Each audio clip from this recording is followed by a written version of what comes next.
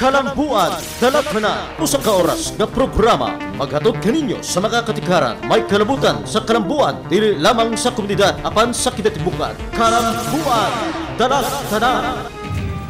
Davao, Mindanao, mga adlaw. Inyong alagad, Saudi Chato, diri sa programang Kalambuan Daratanan. Kinisa pag inyong igalas kahanginan, Rafi Bermejo, may adlaw. Ang Kalambuan Daratanan, gumatod sa mga importanteng impormasyon, mga isyu butang lungsod doon nga ikaw, kitang tanan, adunay kalambigitan. O siyempre, 2014, ato magkauban karon sa magkausanasab, ato pinalangga nga Congressman sa unang distrito ni Nakmen sa Davao, Congressman Carlo Nograles. Sir.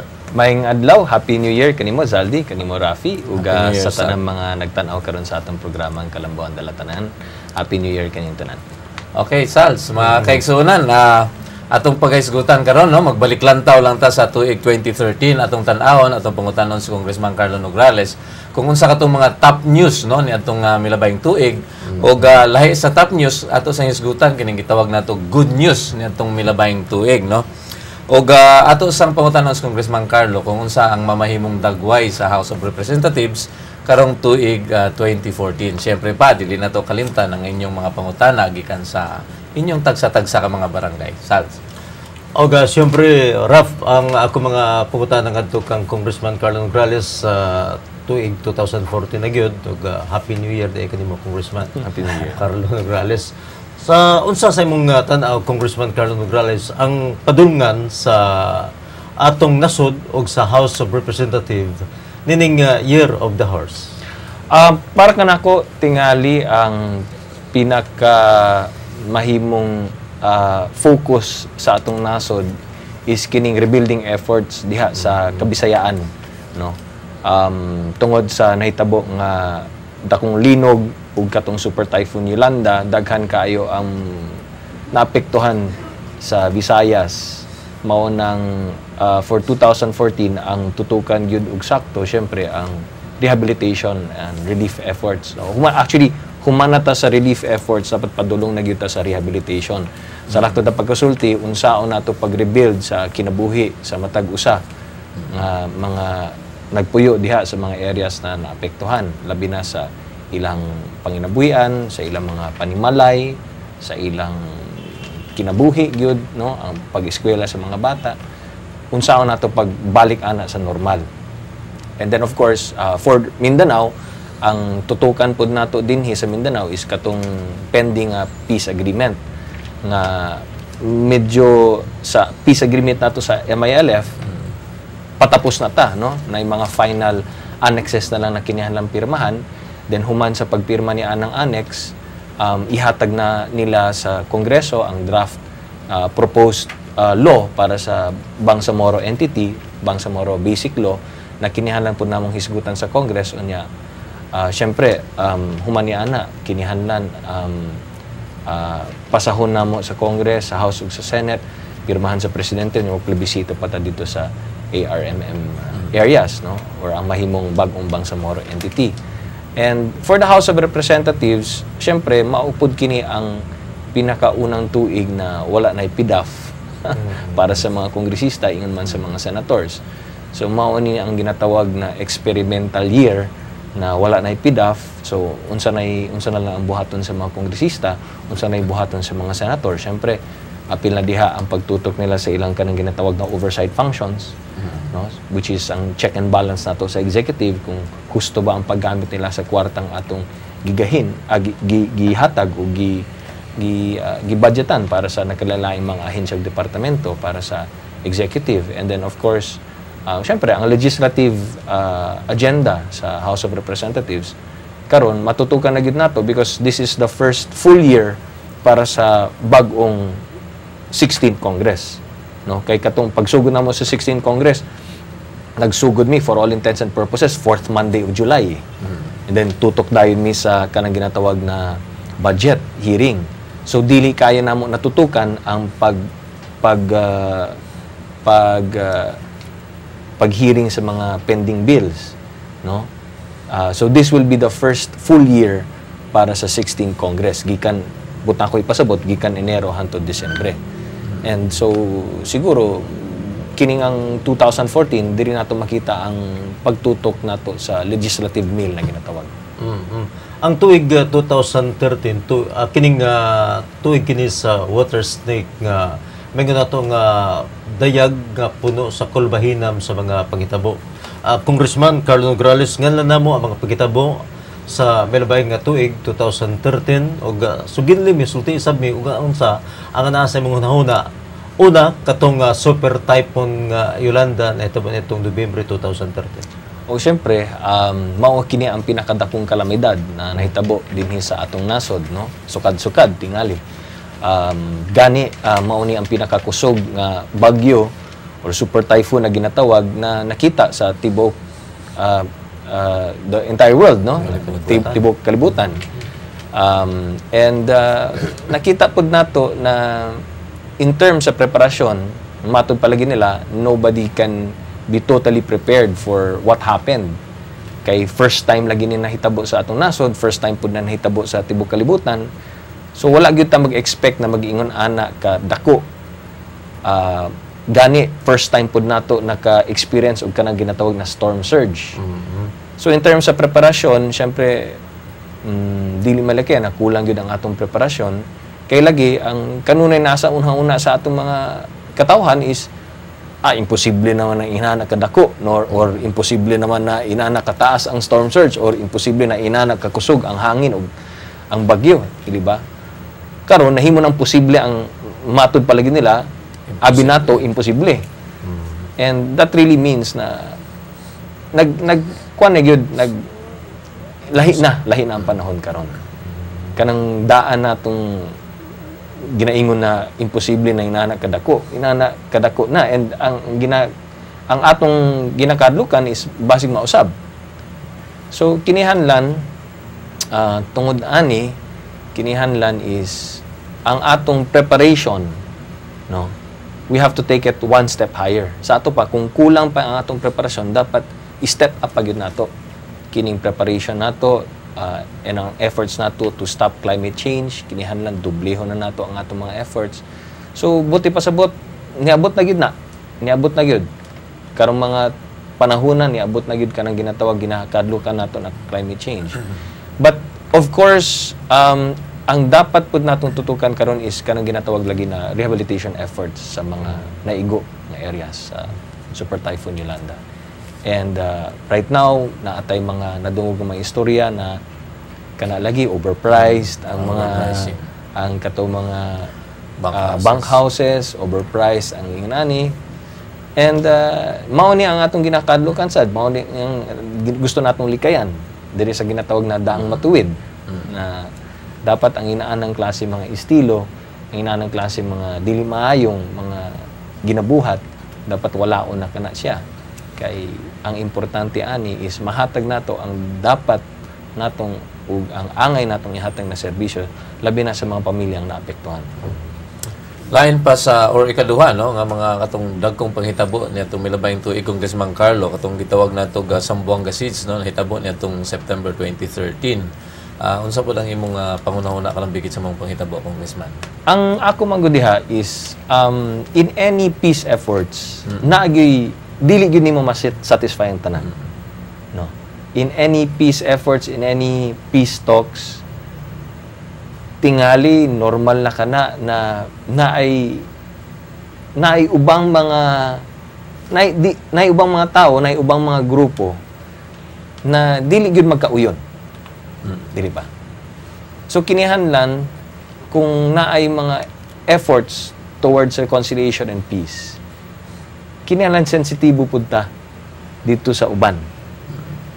No, that's number 1. Number 2, dapat dili pud ta magkumpiyansa. No, ang nahitabo manggod dito is murag apil lang kumpiyansa, and murag ingon siguro na wala na kakayahan, hinay na kaayo na sila, whatever, di ba? Nay-apil kumpiyansa dira. And ikatulo, madaling sabihin sayon kayong isulti pero lisod buhaton. Kung mahimo sa mga peace efforts, dapat di gyud nato pasagdan ang uban. Dili pwede na okay na ni basta kining ang majority sa grupo ang atong storyahon, ang minority dili nato storyahon. Dili pwede ingon anay. Kay bisan pa man unsa kagamay ang anang grupo, kanang grupuha unsa ka minority kana sila. Siyempre, although dili man nato masatisfy ang tanan, dili pod angay pasagdan. Mao lang nang ako. And as we go along with this peace talks and as we progress diri sa peace talks nato kay matud palagi nako last annex sa tingali ang atong kinapirmahan human ni ana ihatag na sa Kongreso para buhaton na gyud namo ang final na basic law para sa Bangsamoro. Dili pod malikaya na ang sensitivity sa minority or sa ubang laing grupo medyo maigot na pod, no? Maigot na sab. And that's the reason why kinihanlan i-beef up pod nato ang atong intelligence efforts, no? Intelligence community nato, ang intelligence agents nato. And dapat close gid ang atong monitoring, close ang intelligence gathering kanunay. And dili dapat ingon na magsalig or magkumpiyansa, no? Okay. Lain pang dakong panghitabo nitong tuig 2013 mao katong gitawag nato Leyte, Bohol and Cebu earthquake. Congressman Carlo, unsa man po imo ikasulti? Mao ni ang wala gyud tay panlaban ni ana, no?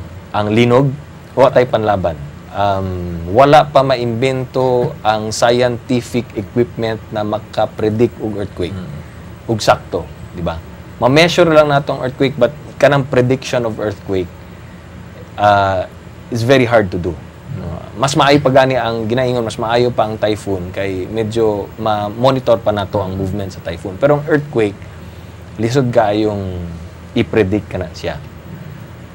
Mao nang wa tay mahimo kundi kay apil man ta sa Pacific Ring of Fire kundi dapat kanunay pud tag mag-andam, no? Mao lang gid na. Gani na ay proposal sa Congress karon na mag-create og insurance, mandatory insurance against earthquakes. Usa pud na sa ginatan-aw karon sa Kongreso, although gina-plan siya pang madetalye. But the reason why we need insurance coverage for earthquakes is para medyo dili mabawasan pud ang kargo sa gobyerno. Kumbaga, kung magkaroon ng earthquake sa unsa may dapit diri sa atong nasod, kung magkaroon ng earthquake na magi-damage na mahitabo, if insured na siya o insured ang atong mga properties against earthquakes, then dili kaayo bugat, no, ang saluon sa gobyerno. So there is a proposal now to create a mandatory insurance coverage for earthquakes na ginaplansya pa karon sa Kongreso.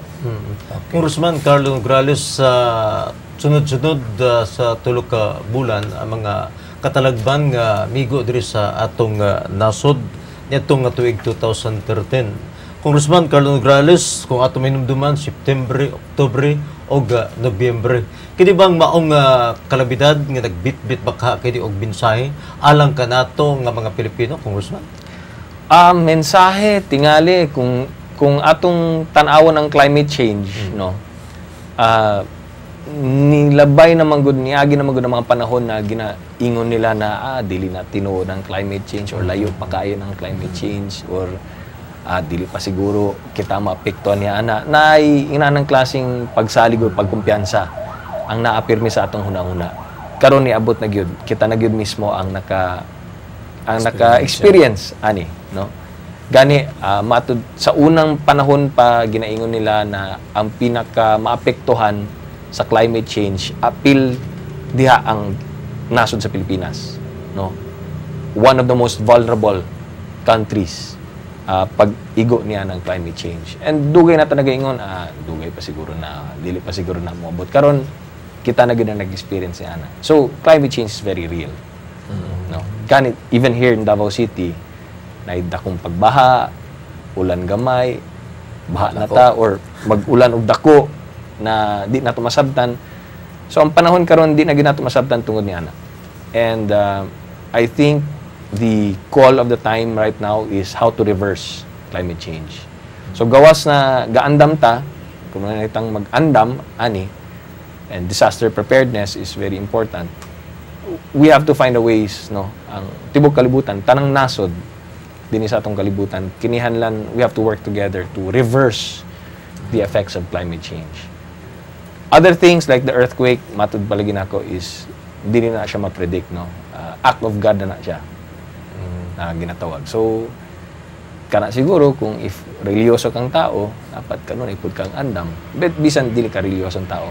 Mao nang ginabasa nato sa Biblia na you do not know the hour or the day, di ba? So, murag ingin ana ang mensahe, no? Wala gyud makasiguro, wala gyud makaibalo kung kano sa moabot kanang panahon na. Pero kay naa na may mga signs makita nato, I think it's about time na we have to be always prepared. I have pa na hitabo ang gigong top 3 events of 2013 Congressman Carlo Nograles. Ang nasud nakatutok sa kontrobersya sa may kalabutan gadi adtong Priority Development Assistance Fund kun PDAP. Muyon ka ba nga ang PDAP controversy na himong pinakadako sab nga istorya niadtong milabay nga tuig, Congressman? Well, dako siyang issue nga nahitabo pagkauman sa eleksyon, di ba? Kay before pa niana, syempre ginatutukan nato ang election sa Mayo. Diba, kinsay mudaog na senator, kinsay mudaog sa pagka-gobernador, pagka-mayor, pagka-congressman. Mao tong atong gitutukan gikan ng Enero padulong og Mayo, mao na siya ang atong focus, no? Mao na ang pinaka dakong istorya butang nato.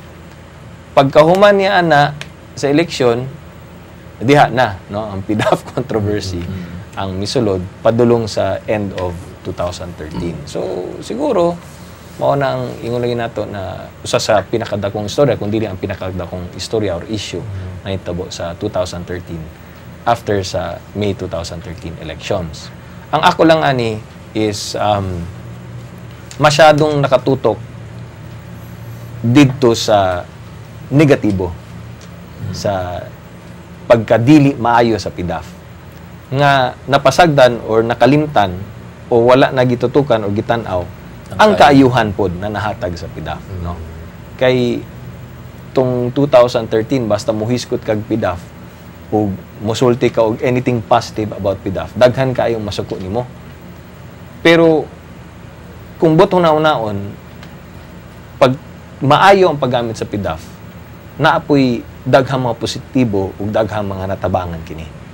Kining mao nga pundo. Mao tong nag-deliver gyud ko og kanang ginaingon na privilege speech na eulogy for PDAP para lang ipagawas nato na ang kaayuhan, no, sa husto ug tama ug maayong paggamit sa PDAP. It can really be a tool to help people in need, no, sa mga scholarships na nahatag niya, sa mga nangihanlan og mga medical assistance, mga dialysis, hospital assistance ug uban pa sa mga nangihanlan mga infrastructure projects, sa mga nangihanlan og livelihood, job creation, all of these things, burial assistance, o lain-lain pang mga kaayuhan na hatag. Ang problema lamang good is, sa kontrobersiya sa PDAP is, namanggoy mga naggamit sa PDAP na giabuso kini. Dili para makatabang sa mga tao, kundi for unjust enrichment. No? And mauna ang nakaguba sa maong sistema. Pero karon kay wala naman to siya, naman na siya, ang ako lang ani is, di po dapat nato kalimtan na daghan man ang naggamit sa PDAP para sa kaayuhan. Ug daghan man sad ang naggamit sa PDAP para makatabang sa uban. Okay. Matod sa kadaghanan nga ang pagwagtang kuno sa sistema sa PDAP nitong milabayng tuig, mo'y pinakadakong panghitabo nitong tuig sa water snake, Congressman Carlo. Unsay mo kasulti ka lang bigit niini? Well, tinuod ka na, no, kay kung anti-PDAP ka, dako kayong epekto ka na nga giwala nila ang PDAP. Kay kung anti-PDAP ka, siyempre malipay ka kay nagmalampuson ka sa imong advokasya. Diba? Kung kontra ka sa PDAP, ang naitabo is giwala sa Kongreso ang PDAP. So sa legislative, giwala sa ang nila ang PDAP. Sa executive, ang presidente mismo nag-ingon na time to abolish PDAP. Unya, pag-abot sa judiciary, the Supreme Court also issued a decision declaring PDAP unconstitutional. So triple whammy. So kung ikaw anti-PDAP ka, malipay ka tungod kay malampuson ang imong advokasya. Pero para sa kadtong mga beneficiary sa PDAP, no, dako pud kaayong epekto kini nga giwala na nila ang PDAP, no. dako kayong epekto kay siyempre ang mga scholars nato na naundang ang scholarship kay wala na ipidaf, nangita na hinuon og pamaagi nagkapakapa sila unsaon ako pag eskwela or pagpadayon sa ako pag eskwela karon. In fact, na atay mga scholar na matud palagi nila niundang sa pag-eskwela tungod kay nawala ang PDAF. Kato mga dialysis patients nato na dito sila nag-aasa sa PDAF karon wala na PDAF. Asa sila nagkanta puliki sila pangitag paagi, asa sila mga pang dialysis nila. Katong ubang mga medical patients, mga hospital patients nato. So yes, dako kayong epekto ang nitabo sa PDAF. Whether pro ka or antay ka, dako kayong epekto ang naitabo sa pagkawagtang o pagkawala sa sistema sa PDAF. That's why this 2014 will be a challenging year, no, for all of us, ang legislators, ang mga beneficiaries, ug bisan pa man tong anti-PDAF. Para sa anti-PDAF, syempre tan-awon nila, tutukan nila kung nagpadayon pa ba ang PDAF sa laing pangalan or laing sistema, di ba? Para sa katong mga daang beneficiaries ng PDAF, syempre maningkamot sila unsaon nato pag kuha karon og hinabang gikan sa gobyerno wala na PDAF. So laing sistema na pod ang agian nila. And para sa katong mga legislators, susama nako unsaon na karon ang pagserbisyo nato sa atong constituents karon wala na PDAF. So mangita pod mig paagi kung nay muduol ka nako ng mga constituents nato, mga hinabang unsaon nako pagpangitag way na ma-serbisyo nato sila. Bisan pa man, legislator lamang ako kung wala kita'y PDAF. So, very challenging ang 2014 and, tanaw na to, kung sa'yo may tabo. But on my part, ginapangitaan na to paagi na kining tanang mga naanda na sa atong mga constituents, sa mga hinabang, mga serbisyo, is mapadayon lang gihapon natong ihatag, even if it's not directly from my office, kundi through the other departments and agencies of government. Okay. Congressman Carlo, bisan pa man og nakatagamta mga atong nasod no sa giingong dili mayong mga panghitabo o balita ni atong milabayng tuig, dili po nato ang hikalimtan nga ang tuig 2013 do na say gidala nga kaayuhan alang kanato no. Usan niini mo ang hapsay og malinawong piniliay no midterm election ni atong Mayo 2013. Ang pangutana lang kung sa tanaw nimo masustener kaha ang kalinaw diya sa atong mga bugnong lugay non sumaabot, Congressman? Hindi ko na alam yan. Kay ako manggod, ang tanaw na ako, each and every election na laing butang na to personalidad tingali. Lain-laing personalidad ang mga election tungod kay lahi manggod ang mga kandidato. Di ba? Like susama sa 2013, midterm election to siya. So, walay nidagan na pagkapangulo. Ang nidagan lamang is gikan senators, pababa. Antod sa mga municipal mayors, di ba? So, lahi ang kainit, no? Ang kainit, lahi ang hulagway, lahi ang padagan, lahi siya sa ubang mga eleksyon. Karon, ang umabot na eleksyon, 2016, presidential election na. Di ba? So, medyo tingali mas init ka na. Pero, depende pod kato siya kung kinsa pod ang mudagan ang kandidatong mudagan pagkapangulo, diba? Lubutang nato duha lamang sila, lahi na kung tulo na sila mudagan pagkapangulo or upat na sila mudagan pagkapangulo, or lahi pod na kung ang isa is sobra na kakusog or ang duha ba nagtabla sa ranking, it's different eh. But what we try to do is institutionalize ang structures nato para whatever or whoever runs for office, it's the same system. Karon na ipangutana kung katong PICOS na gigamit ba nato sa 2013 mo pud pa kana siya ang gamito nato for 2016, wala pa ta kabalo ana. No? Kay matud palagi nila ang PICOS na gigamit sa 2010 nag-giulit nato paggamit sa 2013 doesn't have the same accuracy. Kaya ang requirement nato is 99.999 accurate. Karon dili na daw siya 99.999 kundi 99.7 or something like that. So wala na siya mag-comply sa law na dapat 99.999 accurate ang pag-ihap, no? So Whether or not PCOS lang yapon ang gamiton nato sa 2016, hindi rin natin alam yan. So marami pang factor na dapat nato bantayan. And I think ang 2014 and 2015 medyo mahimong busy karon ang committee on suffrage and electoral reforms kay basin karong tuigang 2014 hisgutan nato kung unsang sistema kung PCOS pa ba ang gamiton nato for 2016. So mao na ang atong atangan. Okay. Lain pang good news sa Congressman Carlo Nograles nitong 2013. Wala yun, kundi lang pagpapili kanimo isip nga ikaduhang termino congressman sa unang distrito nitong siyudad sa Davao, pinagi sa usa ka landslide gyud nga boto kundi milabaw ka og 60,000 batok nitong imong kaatbang nga veterano nga politiko nga kumpleto pag ayuda sa ihang kapartido.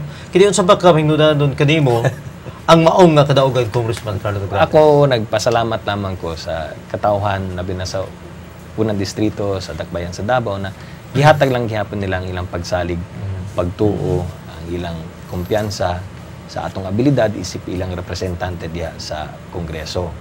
So wala ko ilang ikabalos pa kung dili ang maayo natong pagserbisyo labi na karon na bisan giwala na nila ang PDAF maningkamot lang gyapon ta na pangitaan natong paagi na ang katong gina-expect nilang serbisyo nato ang mga na anda na nila na pagserbisyo nato gikan sa atong opisina mahatag lang gyapon nato. So, bisan pa man giwala na ang sistemang PDAF naningkamot lang gyapon ko na mapangitaan natong paagi na maserbisyo lang gyapon nato ang atong mga katawhan labi na sa unang distrito. So sama sa pagserbisyo nato kaniadto. In terms of legislation, active lamang gyapon kita sa House of Representatives, no? And kanunay pud ta nakipagdebate didto, kanunay mo pud ta aktibo sa mga komitiba kay dili pud nato gusto na masayangan pud ang mga nagboto kanato, na masayangan sila sa ilang pagboto. Kay ako nagtuo na gibutang ta diha sa atong katungdanan tungod kay expect sila na magtrabaho ka, na kay mo obligasyon, na kay responsibilidad. So ako nagpasalamat ng gyapon ko sa atong mga katawhan na sa ikaduhang higayon, gibalik lang gyapon nila kining inyong ubos na higala na mahimong representante nila. So kana lamang, no? And so I just do my best, no? I try to do my best and pinaagi sa aning ang programa at least mapabalita pud nato sa atong mga katawhan kung unsay mga ginabuhat nato diha sa Kongreso. Actually, dunay duha ka na naglahing dagkong balita gikan sa imong kampo nitong 2013. Congressman Carlo Nograles, aside sa imong kadaugan nitong Mayo, napili kasab isip nga most outstanding congressman sa nasod sa Pilipinas. Mangutana lang mi Congressman Carlo Nograles, nakahatabang ba kini og nakatag ba kini og dugang duot sa ang maong award kanimo aron nga mas mukugi pagani ka sa imong trabaho isip congressman? Duot ha. Okay. Ako manggod kining ako manggod nasa akong personalidad na seryosohon ang trabaho. So gibutang datiha, no, naghatag sila pagsalig kumpiyansa kanato, gibutang ta sa katungdanan tungod kay nagtuo sila na kaya natong buhaton ang obligasyon o responsibilidad sa na expected or gikan sa maong katungdanan. So, ang ako lang diri is nagtrabaho lang pud ko kutob sa akong naibaw-an, kutob sa akong kaybalo, kutob sa akong pwedeng mahatag, kutob sa akong kakayahan. So, ako naglihok lang ko, nagtrabaho lang ko. Kay maulaw pud ta, no? Dili ta magtrabaho, maulaw pud ta sa mga taong naghatag og kumpiyansa og pagsalig kung if we do not work hard, no? So personalidad na nako na, no, that's kinaiya na nako kana siya. Na, dili ko pud na ako gusto mapakaulawan gani. Labi na ang atong constituents, no. Kay pag-abot dito, representante ka, ikaw gud ang representante sa imong distrito. So ako kutob sa akong makaya, trabaho lang ko. Pero syempre nalipay lang gyapon ta na recognize ba, no, ang atong hard work and ang atong pagserbisyo. So syempre, gidawat lang po nato to, no, as challenge na dili ta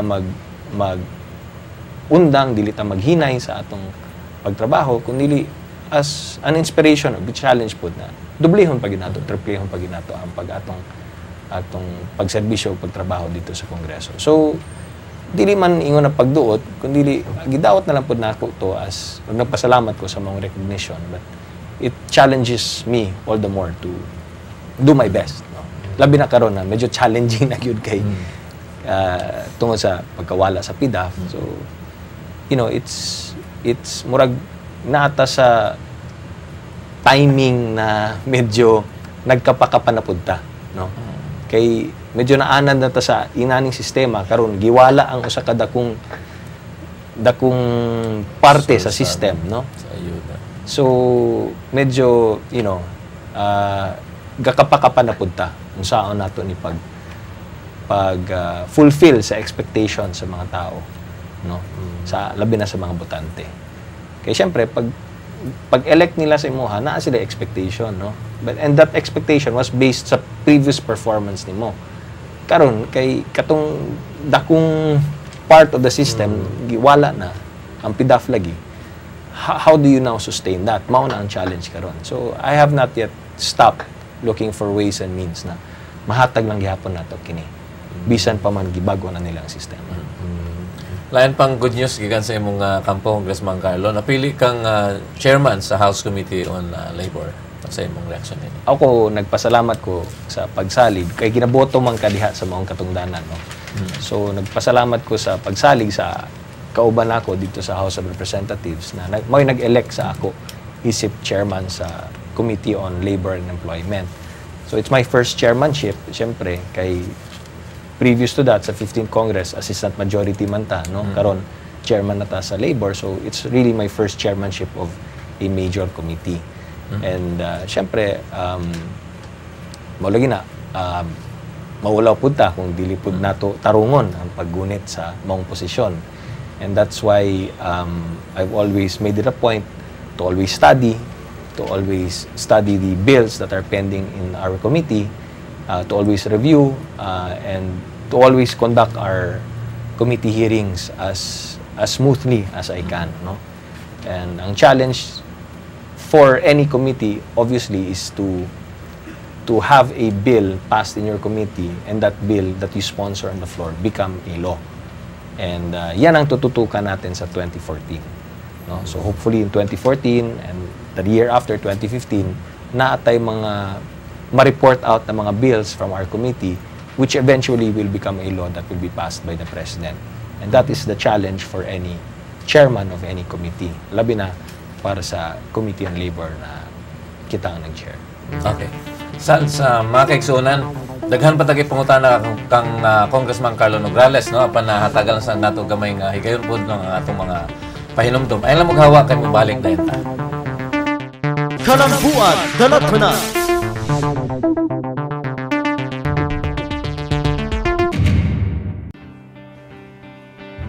Huwag lang tayong magbigay ng isda. Magturo tayong mag-isda para lahat ay kumain sa buong buhay. Salamat po ng marami sa inyong pagdalo, pagtanggap, at pagpapahalaga sa aming pagkilala at pagdakila. We need people like you so that we can continue to give our countrymen better choices, better opportunities, and a better future through training that the world class and skills that industries here and abroad are looking for. This is the reward for the first congressional district of Davao City. Its Congressman Carlo Alexi P. Nograles, together with Mr. Ariel Maynacas, our care coordinator of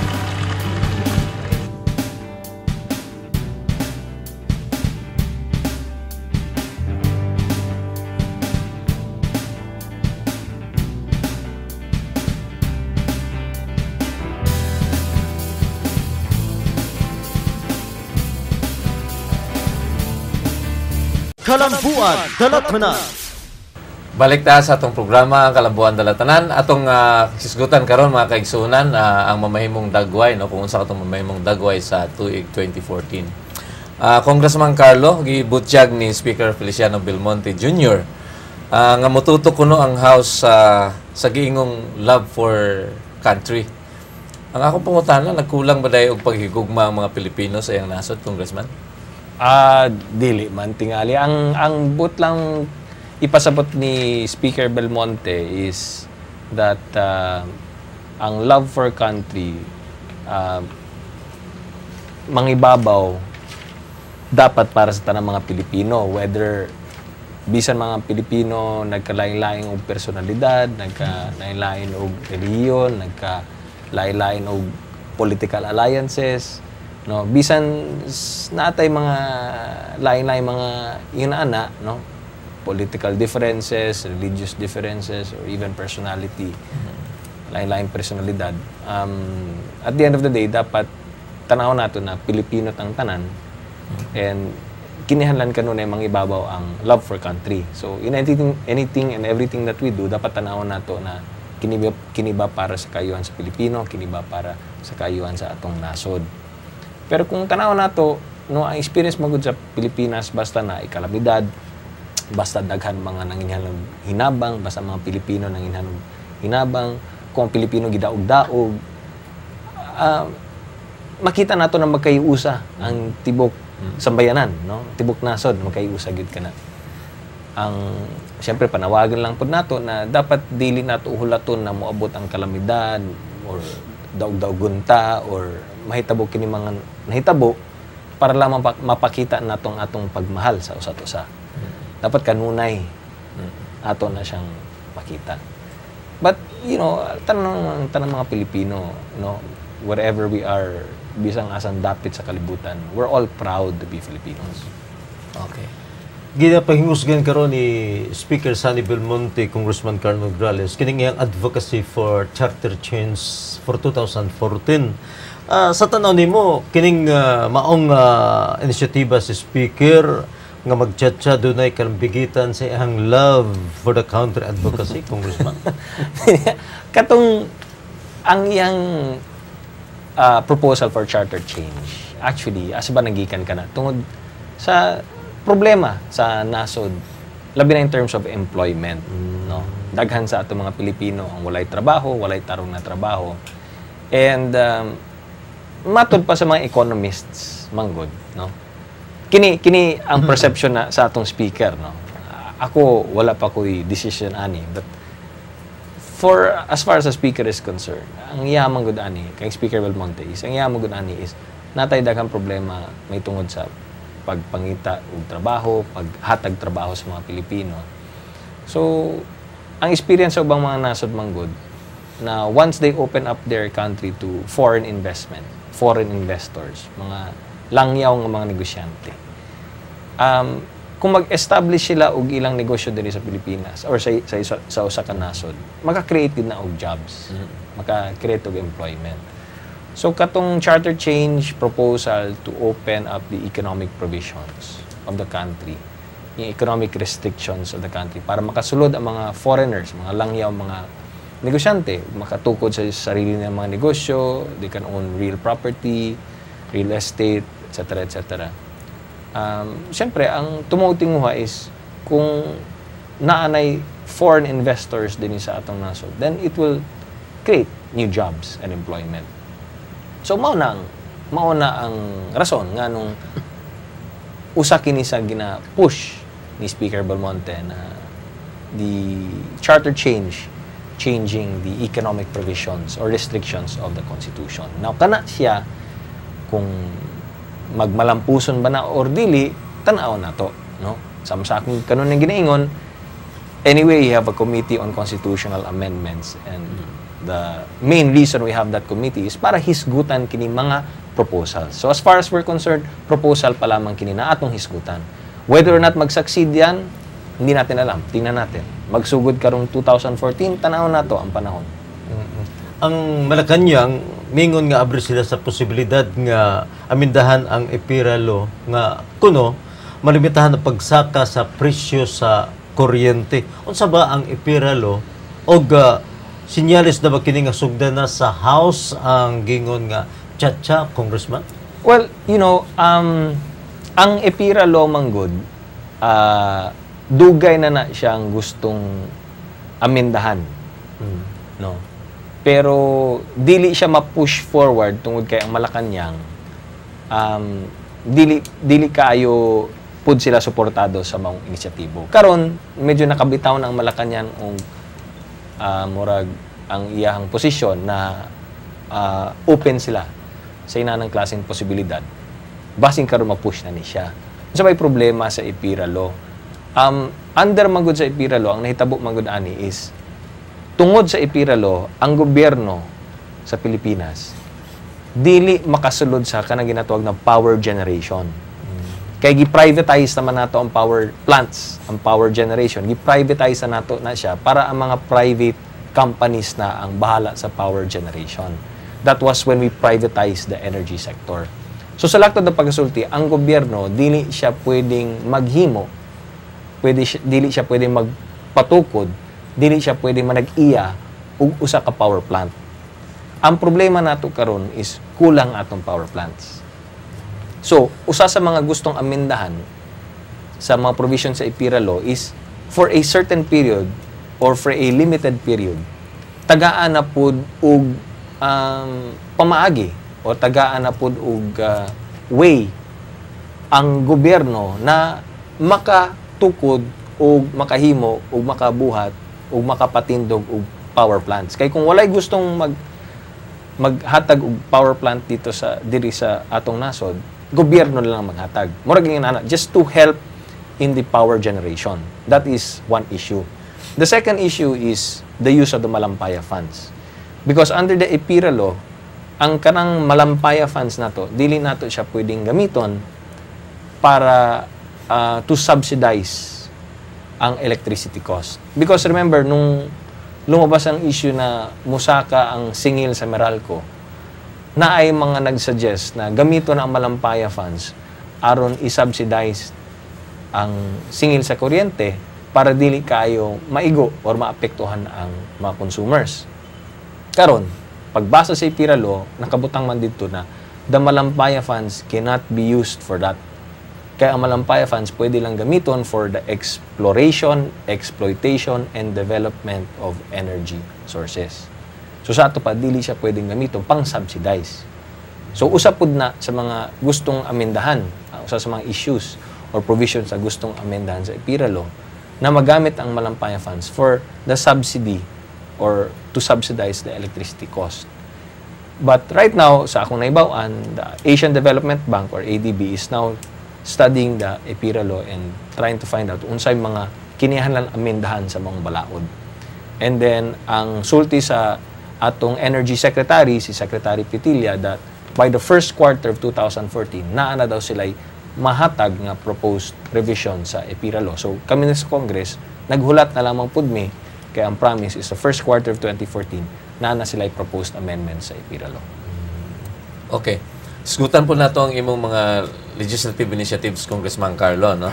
Unahon nato ning House Bill 1688 nga imong gipasang mo qualify sa extrajudicial killing, no, sa isip heinous crime, no, hilabi na kung ang nalambigit sa maong krimen ang mga tao, mismo ang mga tao nga nasa katungdanan. Ang pangutana kung unsa nang kahimtang karon sa maong balaod nun, Congressman. Well, right now, pending lang yapon siya sa Committee on Justice and naghulat na lang mi kung kano sa i-schedule ang first hearing para ani.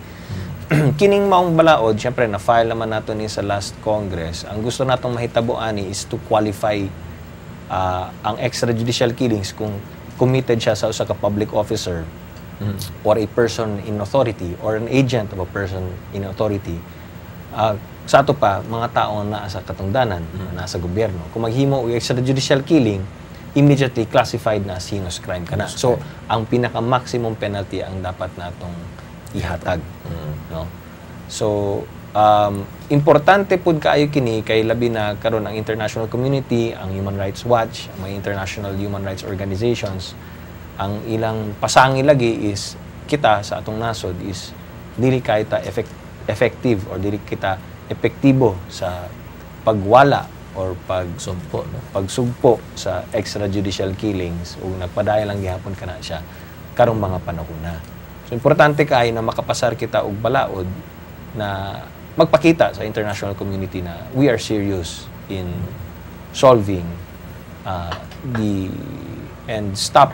preventing extrajudicial killings here in the country. So I hope na this Congress mapasar na nato kini siya. Okay. Ang House Bill 1694, Congressman Carlo, kung diin mo pataw og mas bugat, no, nga silot batok ni adtong mga wala gani hinungdan nga pagpabuto sa ilang mga armas. Unsa na pud ka ang nahitabo sa mga balaudnon, Congressman, no? Agig paghatag na lang pud og katin-awan ni adtong mga nabalita gani nga daghan ang nahimong biktima sa mga stray bullets ni adtong pagsaulog sa atong New Year, Yes, usa kini sa mga gi-file nato karon nasa, I think it's with the Committee on Public Order.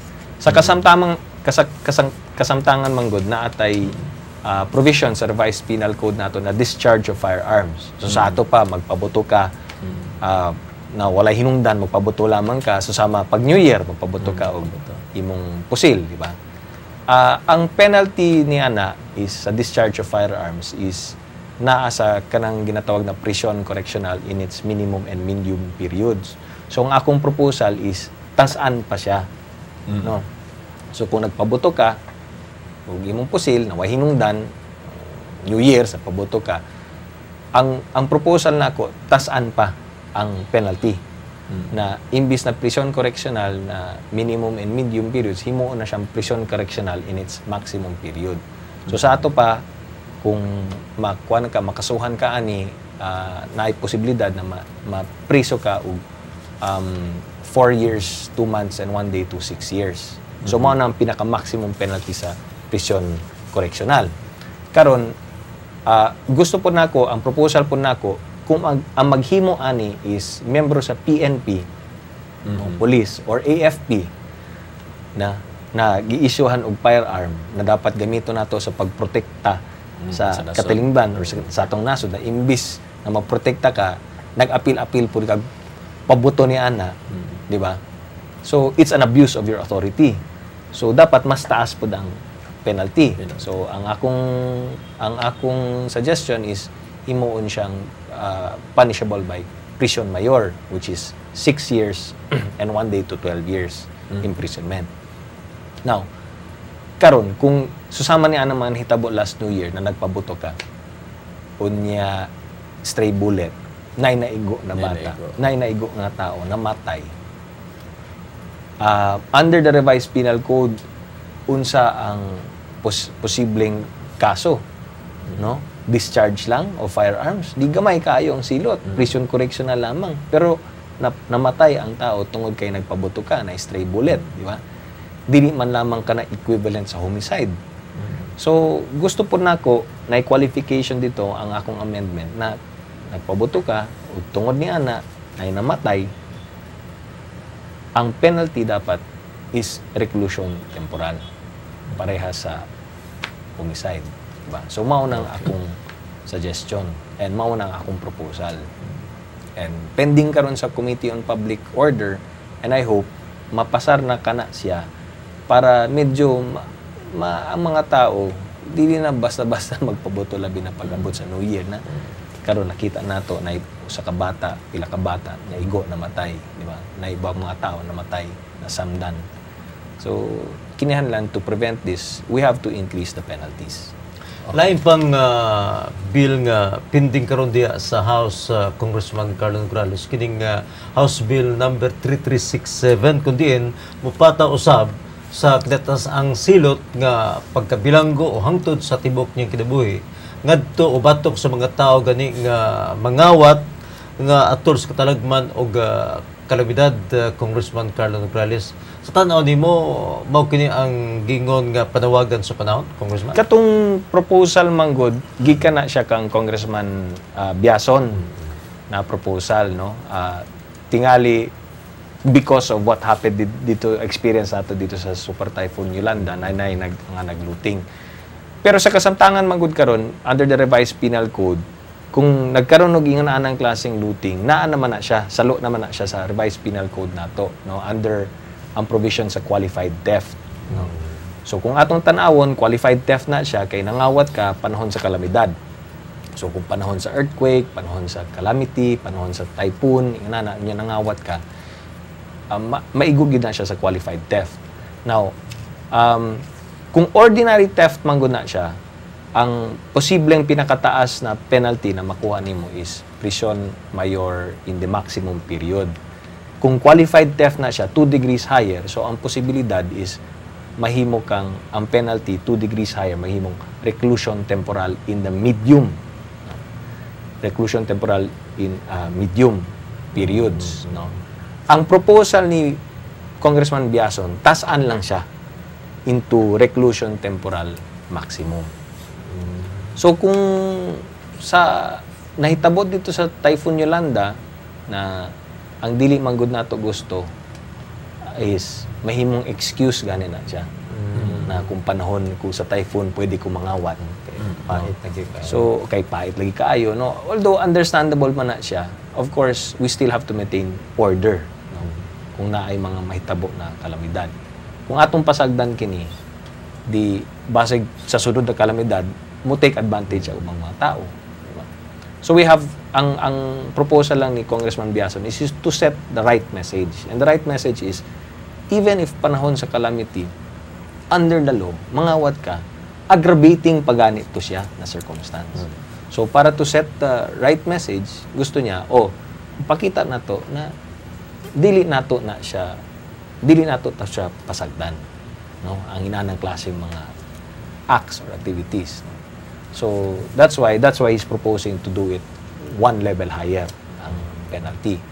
Karon, naapod siya qualification dito sa iyahang proposed bill na if the theft is committed by a syndicate group, no, a criminal organization, and with use of firearms, himuon mas taas pa ang penalty, which is reclusion perpetua or life imprisonment na ginaingon. And tingnan natin, no, that has been proposed by Congressman Biason. Mubalik kami sa Kongreso karong January 20, tingali usa ka na sa mga bills na atong hisgutan dito sa Kongreso.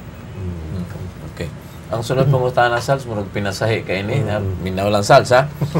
Congressman Carlo, dunay proposal karon dito sa House, no, nga ibawal kuno ang pagapong-apong sa mga ahente sa punerarya sulod sa hospital premises. Matod sa author sa House Bill 2320 na si Congressman Castelo sa Quezon City, morally questionable kuno kining pag-apong-apong sa mga ahente sa punerarya sulod sa hospital premises, Congressman Carlo. Actually, tinuod man na, no, murag pagka-morbid pod, di ba? Na magatang-atang ka dito, hantod mamatay. Matod palagi ni Congressman Castelo, nahimo magud negosyo. So, basin kung ato lang ning pasagdan, basin hinuon, no, simbako lang, ang mga pasyente, imbis na paningkamutan na mabuhi, pasagdan nga mamatay, kay mas dako ang kita, di ba? Murag ana ba? Dili nato gusto na maubot ta sa ingon anang klaseng mga panghitabo. And sa iyang eksperyensya, murag kanang mga makitang mga ahente na mag-atang-atang lagi, is na experience siya dito sa mga hospital sa Quezon City, mga hospital sa Manila. And that's why he's filing a bill na pagbawalan na kini siya. And under his proposal, sa akong nasabtan, it will be the Department of Health na mo'y mag-implement ani sa rules and regulations and even ang paghatag ng mga penalties. No? At the end of the day, ang bot lamang niya pasabot, bawasan or iwasan ang kanang ginatawag na kung sa abogado pa na ambulance chasing mangguna siya. And dapat ato ning likayan ang mong practice kay dili nato gusto lagi na moabot ng panahon na mas dako manggod ang kita kung mamatay ang pasyente. So mas dakong insentibo na mamatay. And that's not what we want to happen. Ang mga hospitals are there to make sure na mabuhi pa ang pasyente. Karon if naanay kwarta na ahente lagi, so dili malikaya naanay bayad-bayad na, di ba? Na ay pampadulas. Ang lisod na kaya na nagpadulas ka para sige siguraduhan na mamatay na siya kay naa kay kita, di ba?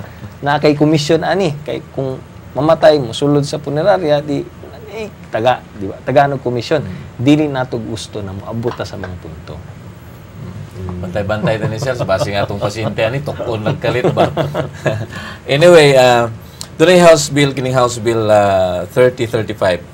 Congressman Carlo, gusto mo hatag og scholarship ngadto sa mga magtutudlo lakip ng ilahang mga anak. Ang imong nagasuporta ka ba sa maong bill, Congressman Carlo? I think ang gina-refer nimo ang House Bill ni proposal ni Congressman Dato Arroyo, Yeah. mao ni siya ang maayo ni siya nga balaod nun, no, na iyang gina-propose kay matod pa under his proposal, kung public school teacher ka that has been in service for two consecutive years, mo qualify ka ani.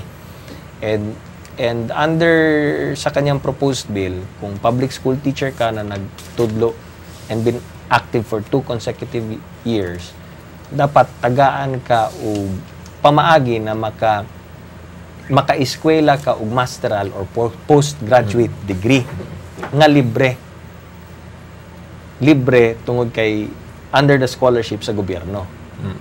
So isip po sa ka magtutudlo, syempre gwapo ka na para sa imong career. Gani kita sa katong naapatay PDAF nato, di ba, nagatabang punta sa atong mga magtutudlo sa public school na makakuha scholarship gikan sa atong PDAF para makapadayon siya eskwela sa masteral o postgraduate niya. So under the same manner, mao ni ang proposal ni Congressman Dato Arroyo. But right now, if this becomes a law, institutionalized na siya. So sa ato pa, required ang gobyerno na musuporta sa iyang pag-eskwela. Gawas niya na sa iyang proposal is bisan kadtong mga anak, legitimate children sa public school teacher, pwede po dapat mo avail sa scholarship gikan sa gobyerno. Basta lamang ang iyang sudlon nga eskwelahan is public or a government or a state university. State university. So sa lakto na pagkasulti, kung ako magtutudlo, public school teacher ako, unya na ako yung mga anak na mag-college na, tungod kay public school teacher ako, gawas na ako, pwede ko mo eskwelag libre sa postgraduate o masteral na ako. Katong ako mga anak na mag-eskwelag college, pwede maka-eskwelag libre, bayaran sa gobyerno, libre, basta mag-eskwela siya state university. No, so sama sa USEP or UP, basta state university, libre. Now, for the government, no cost sa gobyerno yan eh.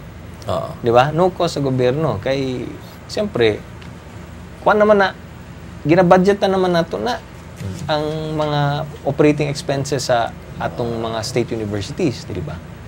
So, dako kaing tabang ka na and the benefits will be good, no? For the public school teachers na mo improve ang ilahang caliber o ang kalidad sa ilang pagtudlo. Wadaan silang mga laing ginahon.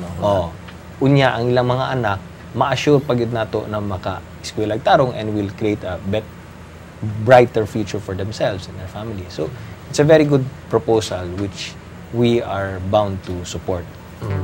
Murag din naman ginatog ka hugnan Congressman Carlo Nograles ni usos na ginatong tabil sa atong programa nga Kalambuan Daratanan o syempre ang imong mga dugang pa mga mensahe ikapuno nimo para sa atong mga televiewers sa atong mga pamilya Congressman Carlo Nograles. Yes, daghang kay salamat sa Aldiography ug sa tanang mga naminaw karon bag-ong tuig naman 2014.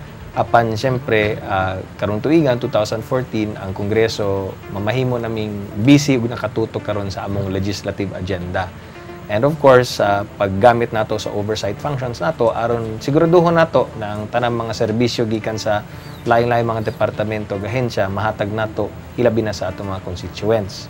So bisan wala nay kanang ginatawag na PDAF sa 2014 naningkamot lang gihapon kita na mga serbisyo na mahatag nato para sa atong constituents, mapaday nato o mapang-apod-apod po nato sa tanang mga nanginihanlan ani. So kayong tanan daghang kay salamat sa inyong kanunayng suporta ug syempre pa gikan sa among pamilya sa Nograles, ilabi na sa akong asawa na si Marga ug sa akong mga anak Mateo, Massimo ug Nika. We wish you all a very prosperous and happy new year. Okay. Daghang salamat Congressman Carlo Nograles. Sa gusto lang po na ako pasalamatan na nagama sa atong set, no? Si VJ Salonga of Decoratives by Jana and Herx. O daghang salamat po kang Kata Galinito ang nagpagwapo og samot nato Sals. O happy birthday day sa Vice President, no? Sa homeowners Just Dacobil kang Leo Milyare. Le, happy birthday. Ug sa akong kumpare, happy birthday usab kay Rolando Dodong Atsaron. O kay Juan Magyo kitay oras kininyo ikalas kang inan Rafi Bermejo. Naging daghang salamat ug happy new year kaninyong tanan. O siyempre sa atong mga televiewers, Mr. and Mrs. Dulfo Palacio o sa akong agaw, Banjing Chato Palacio. Happy New Year, inyong alagad, Saldi Chato, Magadlaw. Kalambuan Dalatana.